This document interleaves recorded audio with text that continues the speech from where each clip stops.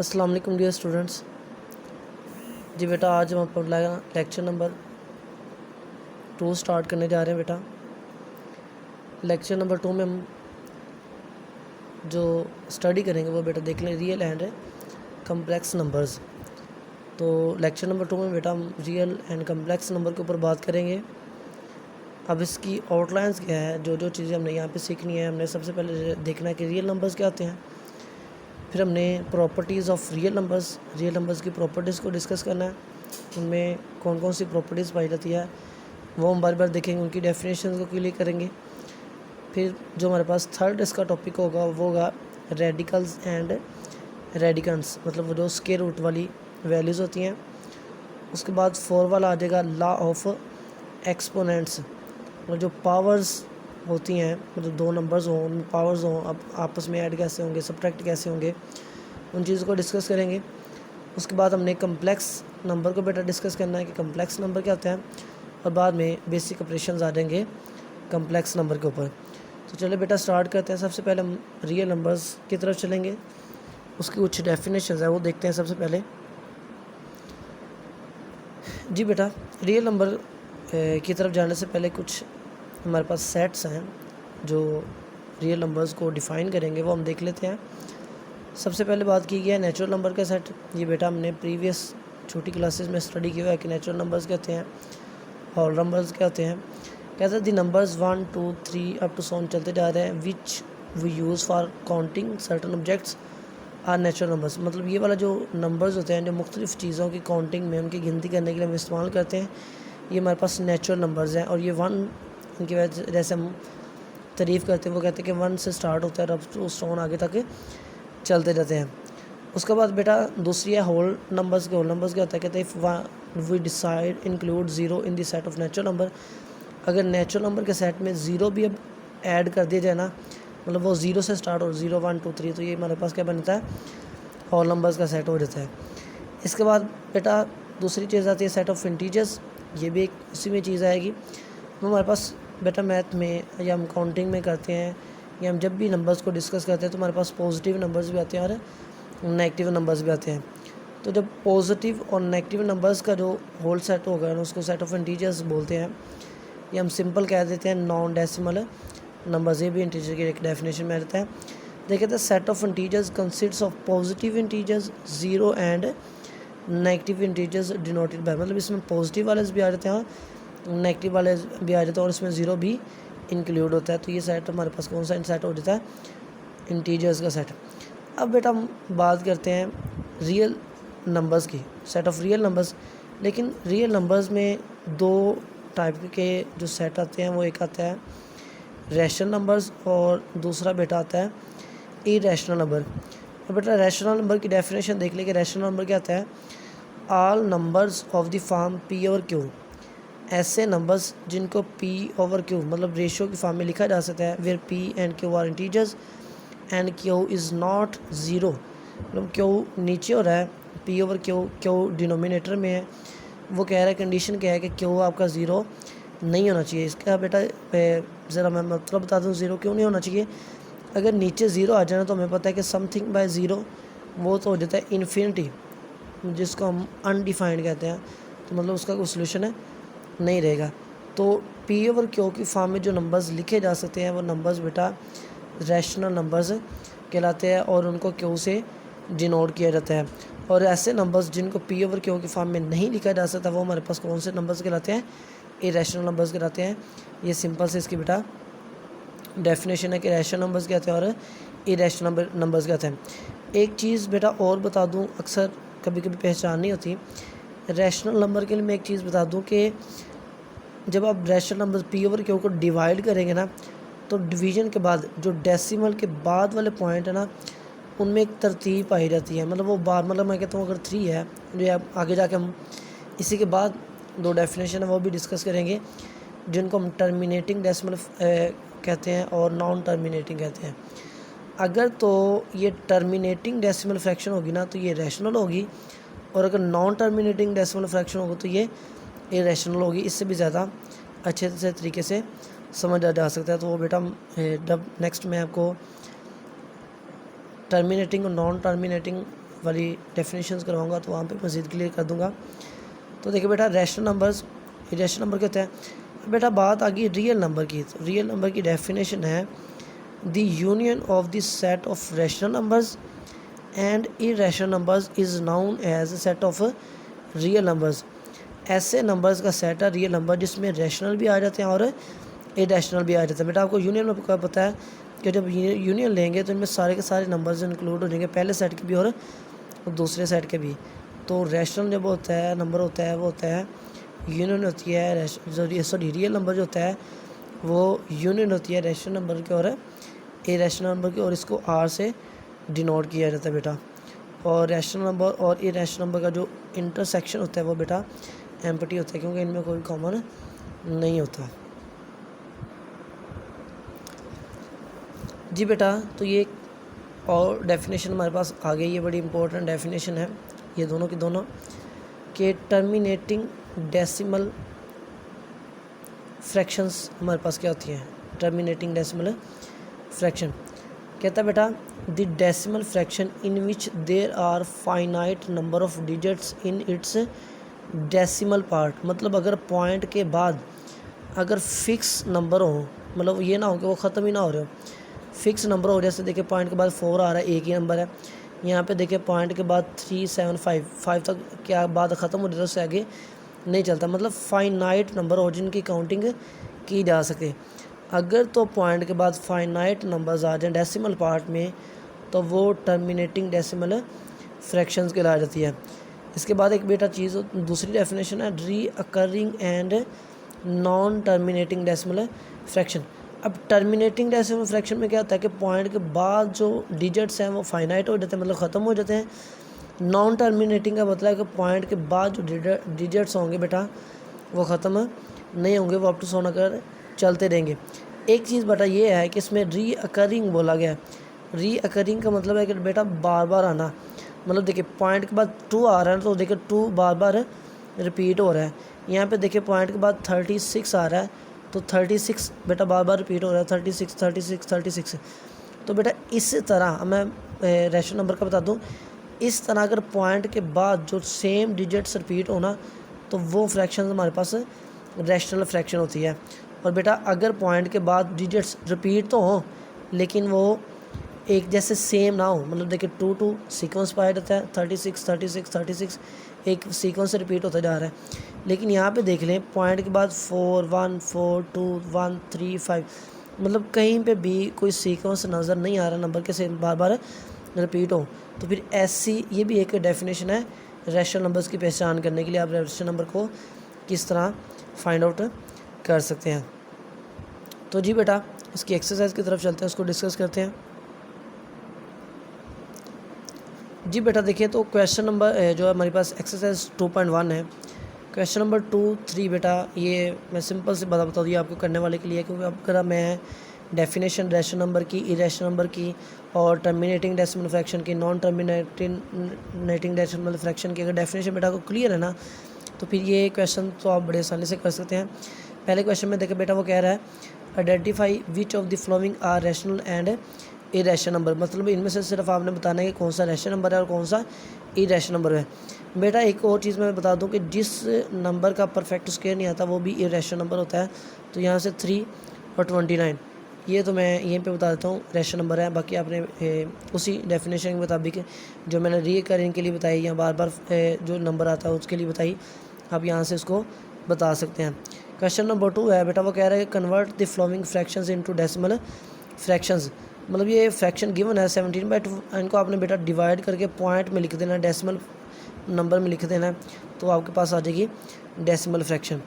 Question number 3 में वो बेटा कह रहा है कि which of the following statements are true and false. अब आपने बताना है कि कौन सी स्टेटमेंट ट्रू और कौन सी फॉल्स है। तो सिंपल से बेटा आपको वही रैशनल और इरेशनल नंबर के बारे में पूछा जाएगा कि आप बताएं कि कौन सा रैशनल और कौन सा इरेशनल है। तो आपने उसको रैशनल और इरेशनल नंबर की डेफिनेशन के पूरा सेट करना है, चेक करना है।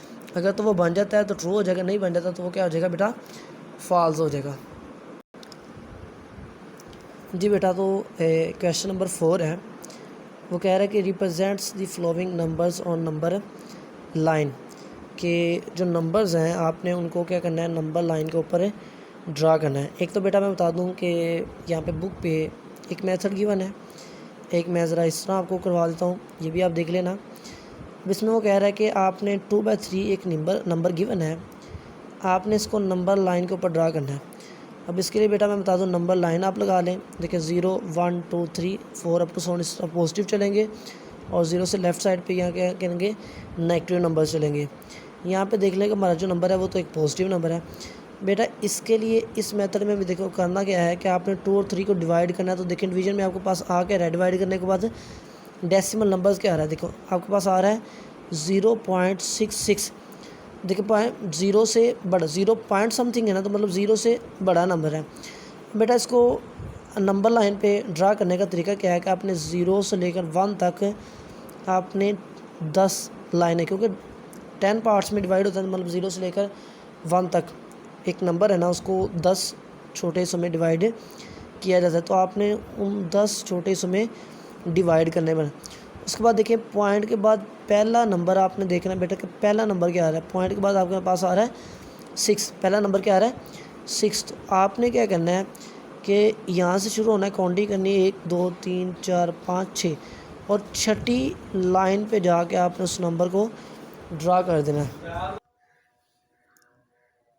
तो इस पे आपने बेटा उसको ड्रा कर देना है।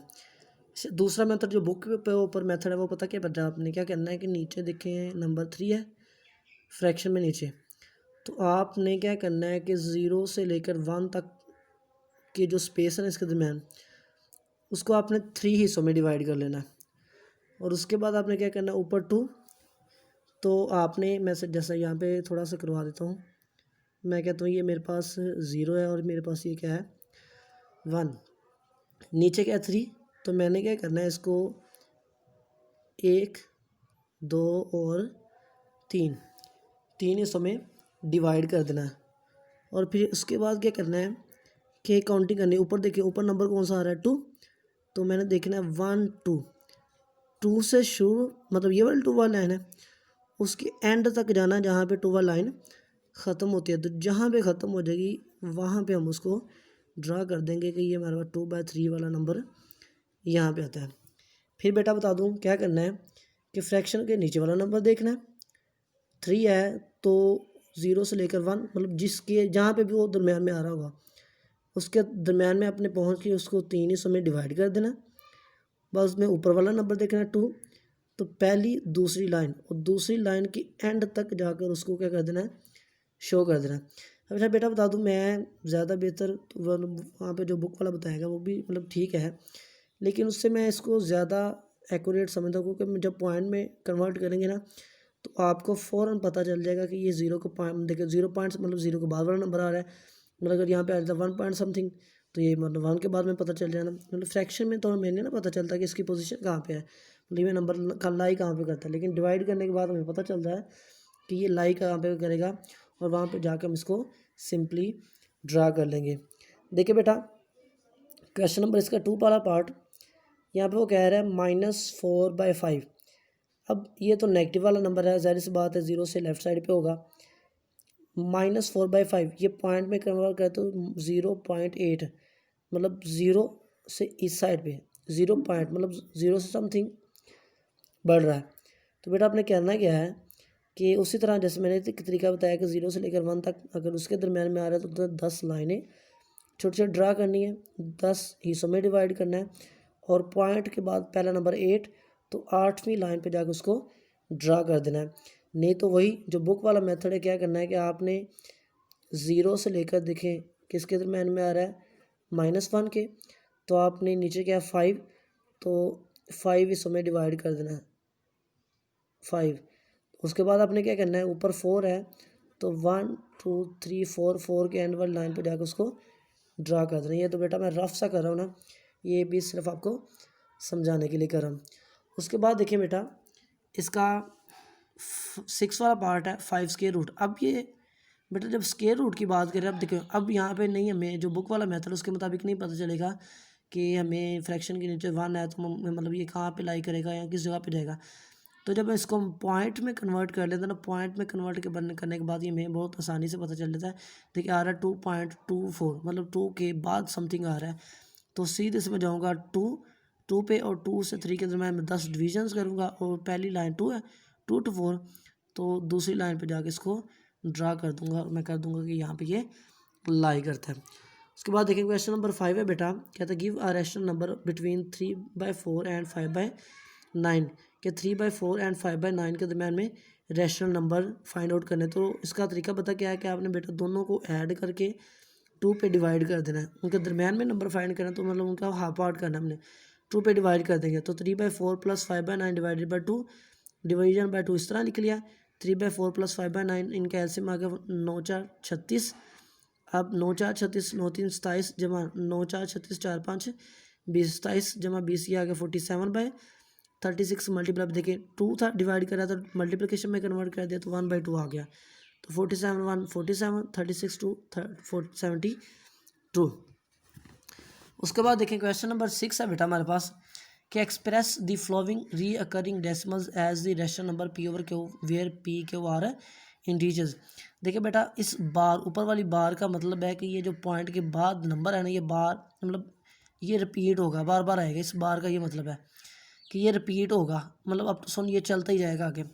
तो देखिए बेटा हमने क्या करना है कि इस डेसिमल नंबर को हमने पी ओवर क्यू की फॉर्म में लिखना है। पी ओवर क्यू को हम डेसिमल भी लिख सकते हैं और डेसिमल को दोबारा पी ओवर क्यू में भी लिख सकते हैं। उसका क्वेश्चन उसका सोल्यूशन देख लें बेटा।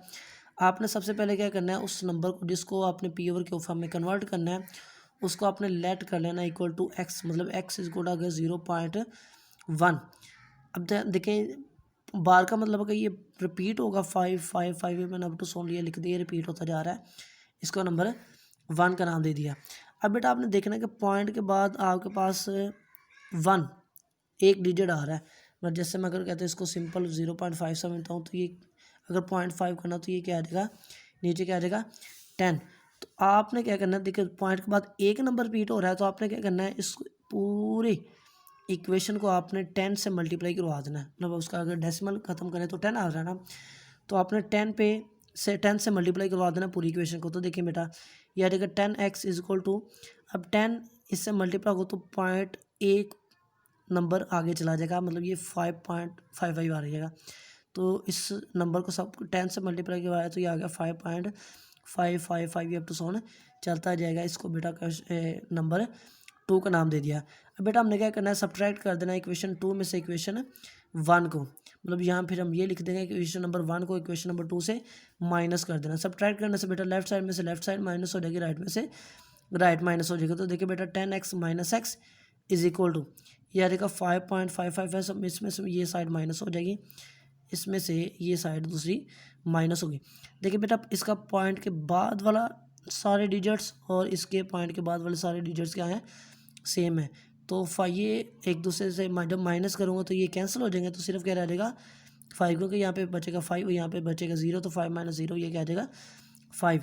तो इधर आ गया 10x में से एक x गया तो 9x, तो x की वैल्यू निकालने तो 9 इधर आके डिवाइड हो गया, x इज इक्वल टू 5/9। अब बेटा 5/9 को डिवाइड करो तो आपके पास यही आंसर आएगा, जो मतलब जिसको हमने डेसिमल पार्ट को फ्रैक्शन में चेंज किया है।